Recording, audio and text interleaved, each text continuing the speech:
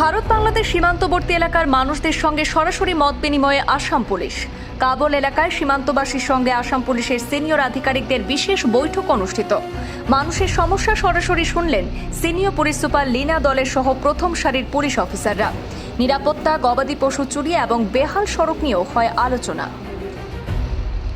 আজ নিলামবাজার থানা এলাকার ভারত বাংলাদেশ সীমান্তবর্তী কাবল এলাকায় অনুষ্ঠিত হল senior officials interaction with border village people শীর্ষক বিশেষ কর্মসূচি।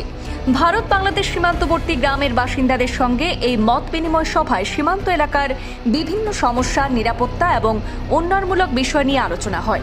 আসাম পুলিশের উদ্যোগে আয়োজিত এই কর্মসূচিতে সীমান্তবর্তী এলাকার মানুষদের অভাব, অভিযোগ এবং বিভিন্ন সমস্যার কথা সরাসরি শোনা হয়েছে।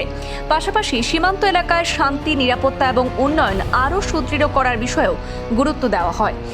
সীমান্ত এলাকায় নিরাপত্তা ব্যবস্থায় গুরুত্বপূর্ণ ভূমিকা পালনকারী বিএসএফ এর 16 নম্বর ব্যাটালিয়নের প্রতিনিধিরাও এই কর্মসূচির সঙ্গে যুক্ত রয়েছেন।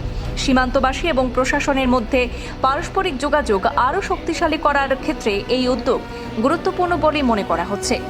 স্থানীয়রা পুলিশ সুপার সহ অন্যান্যদেরকে নিজেদের সমস্যার কথা তুলে ধরেছেন। বিশেষ করে সীমান্ত এলাকায় গরু চুরির উপদ্রব সহ সীমান্ত এলাকায় সড়ক বেহাল অবস্থার কথাও তুলে ধরেছেন। এদিন সভা শেষে একটি ভলিবল প্রদর্শনী অনুষ্ঠিত হয় এবং সেখানে উপস্থিত ছিলেন সিনিয়র আধিকারিকরা।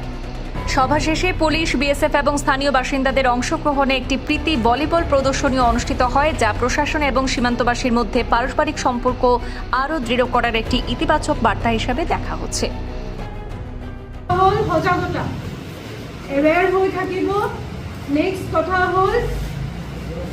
খবর দিয়া 3 নম্বৰ কথা হল মনে মনে নাথাকিব। যেতিয়াই দেখে যে বেয়া কাম হৈ আছে আপোনালোকে থানাত খবৰ দিব। তাৰ নেক্সট কথা হল কোঅপাৰেশ্যন।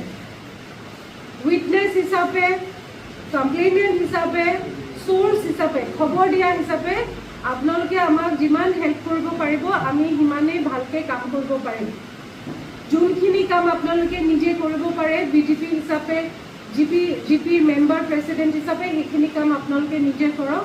বাকী যোনখিনি আমি কৰিব লগা সেইখিনিতো আমি ডেফিনেটলি কৰিম। আৰু বাকী যিমান চলাৰ লাইট, ৰাস্তাৰ কণ্ডিশ্যনৰ কথা ক'লে সেইখিনি মই ডিচিৰ লগত আলোচনা কৰিম।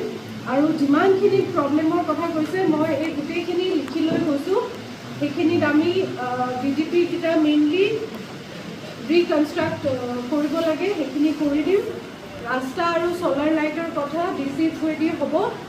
আৰু আপোনালোকে পাৰিলে লোকেল MLA আপোনালোকৰ চাউথ কৰিমগঞ্জ লোকেল MLAক আপোনালোকে জনাব। ময়ো তেওঁৰ লগত কথা পাতিম যে এইকেইটা আপোনালোকৰ এইবোৰ ইছ্যু আছে, তেওঁ কৰিলে সোনকালে কৰিব পাৰিব ষ্ট্ৰীট লাইট আৰু ৰাস্তাৰ কামখিনি। আৰু মুঠতে মেইন কথা হ'ল আপোনালোকে চকু আৰু কাণ খোলা ৰাখিব আৰু মুখটো খুলিব আমাৰ আগফালে। হ'বনে? হ'ব। আপোনালোকে মেমৰ নিচিনা এগৰাকী SP পাইছে, সঁচাকৈ ভাল। আপোনালোকে এইটো সুযোগ লওক। আপোনালোকে যদি ছ'চাইটিখন ঠিক কৰিব বিচাৰিছে তখন আপোনালোকৰ যিবোৰ চুৰি ডাকাইতি কিবা আছে কিছু ভয় কৰিব লাগে না, আপোনালোকে ধৰিবও লাগে না। জাষ্ট ফৰ মেমক এটা মেছেজ কৰি দেন, নহ'লে অভাৰ ফোনে কৰে, বুজিছে নেকি? প্ৰত্যেকে গাঁৱৰ মানুহবোৰে প্ৰত্যেকে জানে কোনটা কাম OCও আছে। আপুনি OCকো ভাল মানুহ পাইছে, OCও খাৰাপ নাই, বুজে নেকি? গতিকে আপোনালোকে একদম কষ্ট কৰক, আপোনালোকৰ সমাজটা সুন্দৰ হৈ যাব।